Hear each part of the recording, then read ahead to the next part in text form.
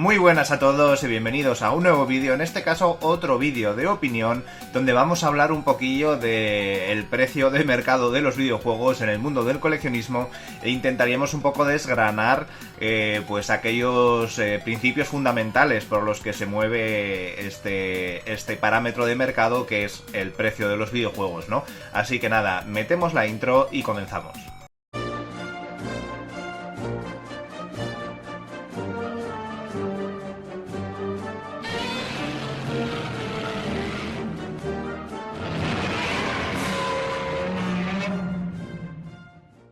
Pues nada chicos, como siempre decimos antes de los vídeos de opinión, tenéis que tener en cuenta que esto es una opinión completamente subjetiva, es la mía y por lo tanto mi opinión, si es contraria a la tuya, no significa que la invalide tu opinión y que diga que tu opinión no sirve para nada. Cada uno tenemos la nuestra, podemos coincidir o no podemos coincidir, pero las opiniones pues son coetáneas, ¿no? Pueden convivir todas de la mano, alegres y tranquilas, así que no te sientas ofendido si digo algo que no coincide exactamente con tu forma de pensar, ¿vale? Dicho esto, decir también que yo soy una persona a la que le gusta muchísimo, como ya habéis visto en otros vídeos, ¿vale? Si tenéis un poco de bagaje en lo que es este canal, me gusta bastante el tema de ver tendencias, de las bases de datos, de los precios, de cómo se evolucionan los mercados, etcétera, etcétera, y encontrar un poquito las causas que hay detrás de todos estos movimientos de mercado. Es algo que me ha gustado desde siempre, de toda la vida. Tengo unos excels enormes con bases de datos de toda mi colección, con los precios que he ido teniendo cada uno de esos juegos a lo largo pues de los diferentes años. Hago una batida de precios pues mínimo una vez al año de toda la colección y eso me permite ver un poquito las tendencias del mercado y como hobby encontrar alguna que otra explicación a las mismas, ¿no? Y la verdad es que desde hace unos cuantos años, sobre todo desde esa pandemia que nos encerró todo el mundo en casa, el mundo del coleccionismo de videojuegos, al igual que el mundo de coleccionismo de otros muchos hobbies, pues ha explotado, ¿no? Mucha gente se ha metido a este mundillo y desde entonces prácticamente ya lleva pasando un poquito desde antes, pero sí, desde entonces se ha ido ha coincidido con un aumento de los precios bastante importante en cuanto a precio, ¿no? En cuanto a tamaño de lo que ha aumentado el precio y a la rapidez a la que esto ha sucedido, ¿no? Entonces, esta especie de llamémoslo burbuja, ¿vale? Que no creo que sea una burbuja, pero para que nos entendamos todos, ha hecho que muchas personas intenten darle una explicación pues un poco judeo-masónica, conspiranoica al aumento de estos precios, ¿no? Y se le culpe muchísimo pues a la especulación, a los reventas, a la gente que tiene un interés privado por detrás para que estos precios sigan subiendo. Y puede ser que en algunos casos esto sea verdad, ¿vale? Hablaremos de ello en un rato, ¿vale? Cuando llevamos el vídeo un poquito más desarrollado, pero aquí quería hablar un poquito sobre mi opinión sobre el tema, que es que el coleccionismo no deja de ser, digamos, un producto que se compra y se vende y por lo tanto, como tal, como esa transacción económica, obedece a las leyes económicas básicas. También tengo que decir que no he estudiado economía, ¿vale? Todo esto lo digo desde la barra del bar con una cerveza en la mano, pero vamos, yo soy un firme defensor de lo que es la ley de la oferta y la demanda, ¿vale? Y esto lo vamos a ir aplicando a diferentes juegos que pues han tenido un boom de precio bastante considerable. Intentaremos analizar el por qué ha sucedido esto o cuáles han sido los parámetros que han incitado este precio actual de ese elemento, ¿no? De ese objeto, e intentaremos un poquito quitarnos de la cabeza esas teorías conspiranoicas, ¿no? Vamos a empezar por un juego que me parece que todo el mundo siempre que habla de coleccionismo y de precios lo pone como ejemplo en el coleccionismo actual de un juego que no debería tener el precio que tiene. Y estoy hablando del Godzilla de PlayStation 4. Ya sabéis que yo soy un gran coleccionista de PlayStation 4, me gusta mucho el sistema y por lo tanto tengo una colección bastante amplia de él, ¿no? Y es un sistema que llevo siguiendo desde hace años. El Godzilla de PlayStation 4 es un juego que tiene la opinión general de que es un juego bastante malo y por lo tanto la gente no debería querer comprarlo. ¿Y por qué es un juego que es uno de los juegos más caros en distribución retail que tiene la plataforma? Pues simplemente por lo de siempre, la oferta y la demanda, ¿vale? El precio, esto ya lo hablé en un vídeo anterior, así que voy a ir más o menos rápido. El precio del Godzilla de PlayStation 4 subió en Estados Unidos porque la distribución del mismo allí fue muy baja. Tenemos una oferta muy baja y una demanda media, ¿vale? En Estados Unidos Godzilla tiene un tirón bastante importante. Las películas clásicas de la Toho se han distribuido tanto en formato VHS como en DVD, como en Blu-ray, incluso por las cadenas de televisión a lo largo de los 70, de los 80 y los 90 con una afluencia bastante importante, y todas esas personas que han crecido viendo Godzilla pues tienen un cariño importante a ese icono japonés, ¿no? Y por lo tanto su demanda es muchísimo mayor de lo que es aquí en España, y por lo tanto allí se agotó muy rápido el juego y se empezó a subir el precio, ¿no?, del mismo. ¿Por qué? Porque la oferta era muy baja y la demanda era mayor que la oferta. Esa demanda, ¿vale? Se trasladó a otras regiones donde la oferta era mayor, dígase Japón y dígase Europa, ¿vale? ¿Qué pasó en Japón? Pues que en Japón la oferta era mayor que era en Estados Unidos. Lo que pasa es que se juntó la demanda japonesa, que allí la demanda japonesa es una locura, Godzilla es un dios, ¿vale?, junto con la demanda estadounidense, e hizo que el precio subiera considerablemente, bastante más rápido y en bastante, digamos, incremento de lo que se hizo aquí en Europa. Aquí en Europa nos encontramos con un juego de Godzilla que era terriblemente malo para la mayor parte de la gente, y donde Godzilla pues no tiene un cult following como si lo tienen en Estados Unidos o en Japón, y por lo tanto el precio tardó muchísimo en subir a lo que es en el tiempo. Y nosotros vimos que ese juego se liquidó en tiendas como Extra Life o como Game, ¿vale? Se liquidó por debajo de los 20 euros, incluso en Extra Life se liquidó a los por 10 euros, y la gente no lo quería. Y vimos cómo pasaba de un juego a valer 10 euros con el paso del tiempo, y como la demanda de otras regiones hicieron que ese precio subiese por encima de las 3 cifras. Entonces nos empezamos a tirar los pelos de la cabeza y decimos, pero ¿cómo un juego tan malo puede tenerlo tal y cual? ¿Vale? Pero es por eso, por la oferta y por la demanda. Y además vamos a incluir un tercer parámetro, ¿vale?, que es la tendencia del mercado, que no es un parámetro completamente aislado, sino que obedece también a lo que es la oferta y la demanda. ¿Qué pasa con esa tendencia de mercado? Pues que imaginaros que ahora en Estados Unidos, que suele ser una práctica bastante habitual, sobre todo con una tienda que se llama Video Game Plus, que adquiere licencias de distribución de juegos muy concretos que están agotados, y hace una nueva remesa física de esos juegos. Ha pasado en PlayStation 3, ha pasado en 360, ha pasado en 3DS, ha pasado en PlayStation 4 y ha pasado en Switch, ¿vale? Entonces, ¿qué hace? Pues Video Game Plus coge una licencia de un juego que es muy demandado, saca nuevas unidades al mercado porque las vuelve a imprimir, ¿vale? Hacen una nueva tirada, y eso hace que el precio del juego más o menos baje, ¿no? Porque estamos satisfaciendo la demanda que existe de ese juego. Imaginaros que Video Game Plus hace lo mismo con el Godzilla, ¿vale? Crea una nueva tirada e inunda a Estados Unidos de copias. ¿Qué pasará? Que el Godzilla estadounidense, el que tiene el RSB, bajará de precio considerablemente, ¿vale? ¿Qué pasará con el Godzilla del resto de regiones, ¿vale? En Japón es algo loco, ¿vale? Japón está loco ya, ¿vale? El Godzilla de Japón está muy alto, y la demanda, si se retira esta demanda estadounidense, la demanda de Japón es suficientemente grande como para que la oferta que ha quedado después de ese expolio, ¿vale?, sea lo suficientemente pequeña como para que el precio no baje. ¿Qué pasará en Europa? Pues en Europa pasará 3/4 partes de lo mismo. ¿Y esto qué quiere decir? Pues que el precio del Godzilla generalmente se estancará. ¿Por qué? Porque se ha creado una demanda en Europa que no existía anteriormente. Y eso es lo que yo denomino, no sé si la gente lo denomina así o es un término extendido, ¿vale? Lo que yo denomino como tendencia de mercado. Porque el anterior precio de Godzilla era alto, ¿vale? Ese precio alto en los coleccionistas, que son los que realmente mueven los precios altos de estas piezas un poquito únicas, ha creado un deseo de tener ese juego, ¿vale? Por mucho que tú inundes un mercado extranjero de esas copias extra, la demanda de ese juego aquí en Europa, lo lógico es que no se resienta. ¿Por qué? Porque se ha creado una tendencia de mercado alcista, ¿vale? Lo lógico es que se estanque porque quitas una parte de la demanda externa, como puede ser la demanda de Estados Unidos, pero es muy difícil que ese juego baje de precio. Otra cosa muy diferente hubiera sido si esa tirada nueva se hace aquí en Europa, ¿vale?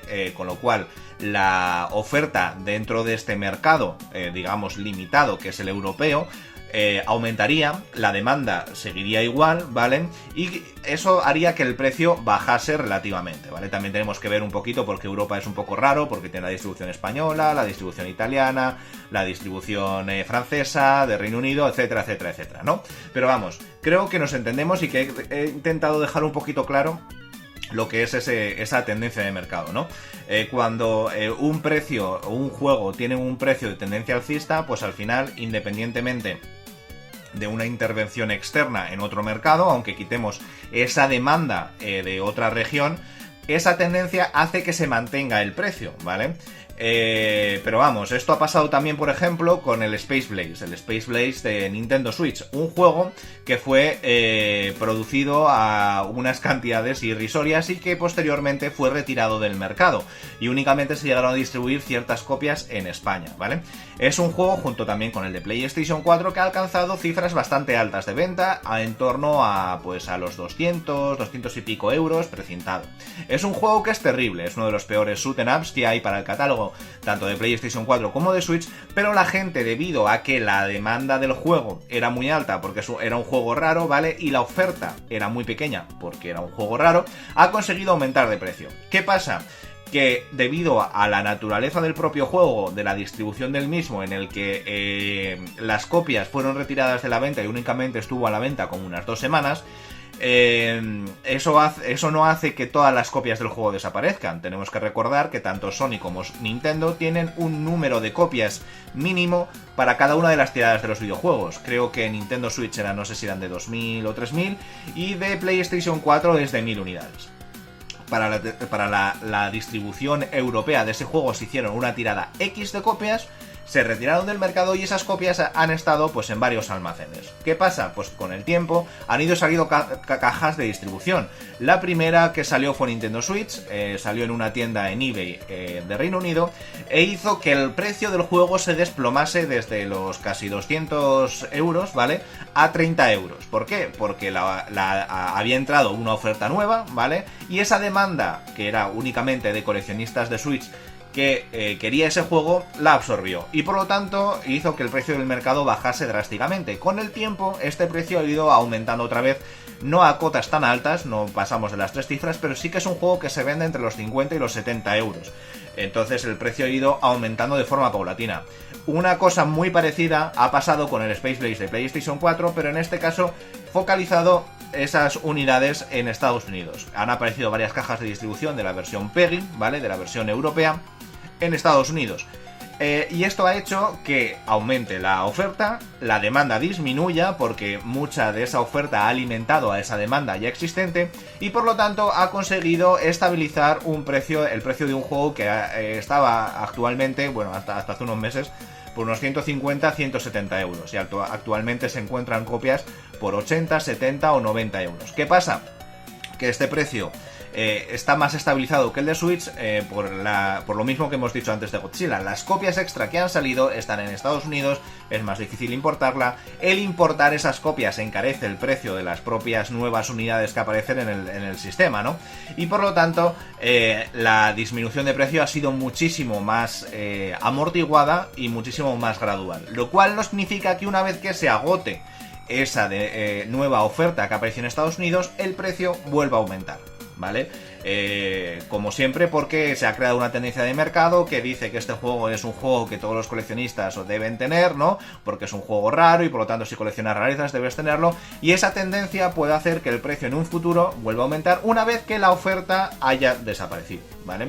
Otro ejemplo muy claro es el Rule of Rose, un juego de los más caros de PlayStation 2 y que no es un juego raro y mucha gente incluso decía que era un juego malo, lo cual pues yo no estoy completamente de acuerdo. Yo me lo pasé en PlayStation 2 y lo disfruté bastante, ¿vale? No lo considero un mal juego de terror, pero sí que es verdad que es un juego que tú entras en eBay y hay unidades disponibles, ¿no? Entonces dice la gente, ¿pero por qué es un juego caro si hay unidades disponibles? Por lo tanto, la oferta no es pequeña. Y entonces ya te empiezan aquí en las leyes conspiranoicas y las leyes estas de modificación o intervención del mercado, ¿vale? ¿Por qué el Rule of Rose es un juego caro? Pues porque en muchos países europeos se retiró del mercado, ¿vale? Y la distribución de copias físicas fue muy pequeña, como por ejemplo Reino Unido. ¿Qué pasa?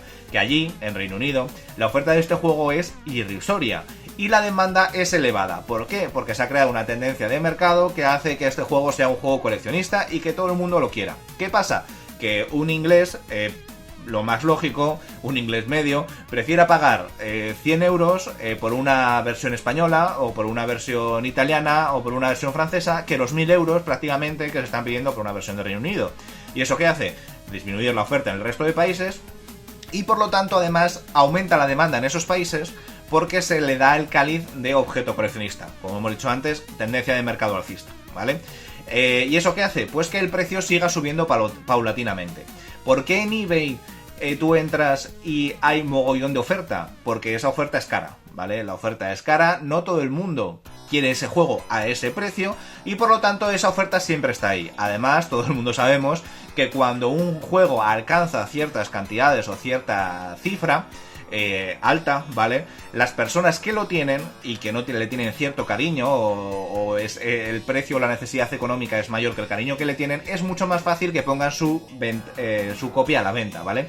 Y por lo tanto es lógico que veamos en juegos caros una gran cantidad de copias en venta. Lo que pasa es que no se venden, siempre están ahí pues porque lo ponen muy caro y conforme vaya bajando el precio se irán vendiendo, ¿no? Y ahí es lo que se denomina oferta y demanda, que es la ley básica de la regulación de los mercados, ¿no? En muchos casos funciona, en otros no, ¿vale? Y se necesita intervenir esos mercados, pero bueno, eso es harina de otro costal, ¿no?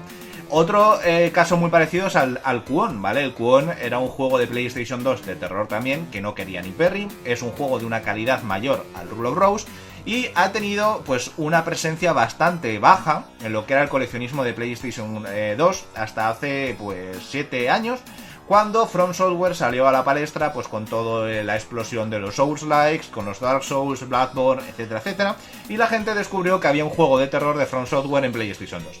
¿Qué pasa? Que la oferta de ese juego era muy baja, ¿vale?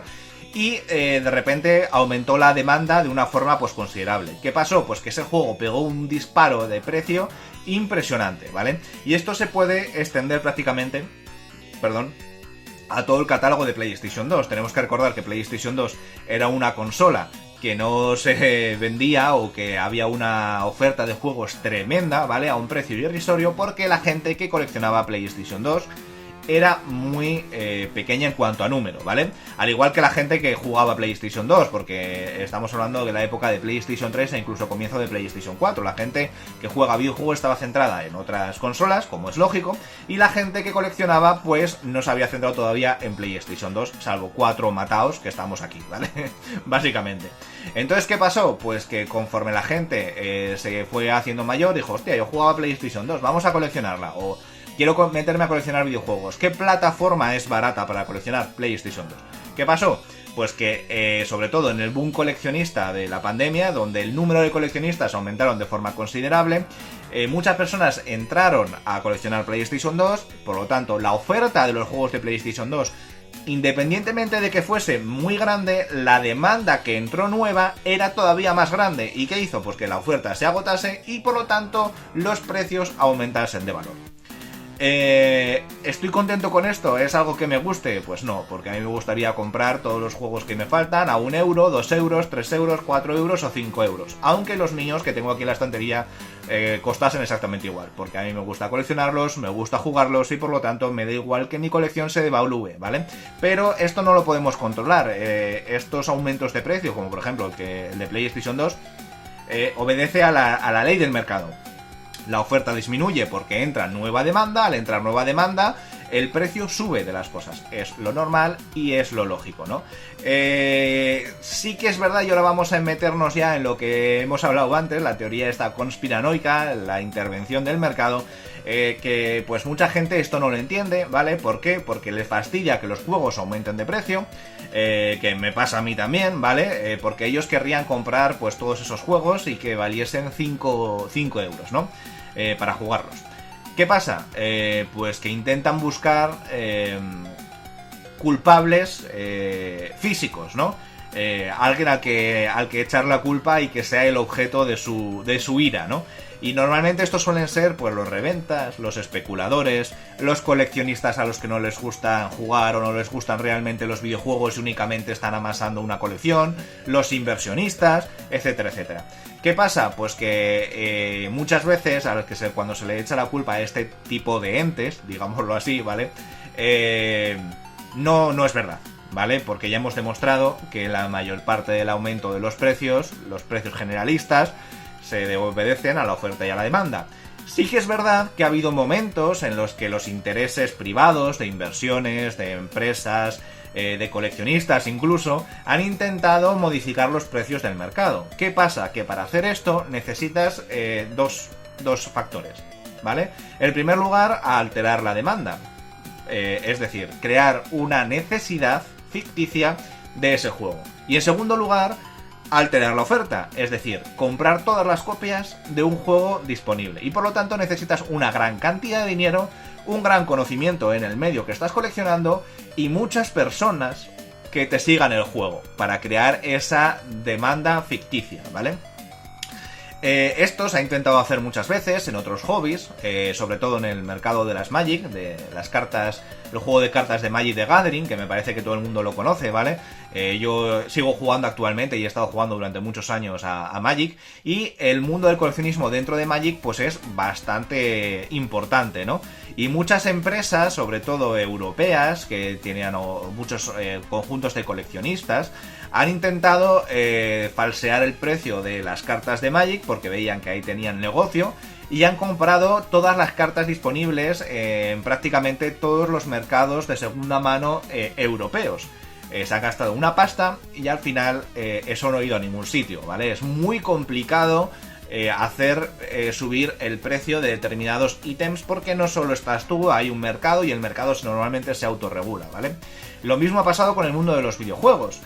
Tenemos esa figura que es del especulador, en el que pues un día sale un videojuego, ¿no? Y va corriendo a las 4 o 5 tiendas que tiene a mano, compra todas las copias y luego las pone en Wallapop al día siguiente, ¿vale? Esto normalmente se ha hecho, sobre todo en videojuegos que son actuales, pero tiene un recorrido muy corto.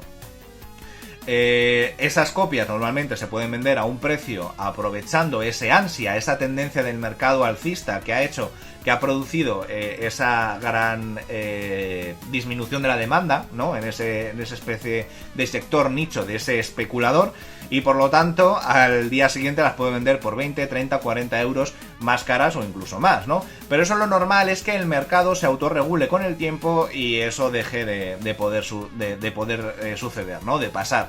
Que ese precio vaya bajando considerablemente debido pues a otras acciones externas, que la gente no quiera pagar ese juego porque la demanda que se ha creado de él ha sido ficticia, esa tendencia de mercado realmente no existe, o porque saque nuevas tiradas, o porque la gente que quería ese juego, ¿vale?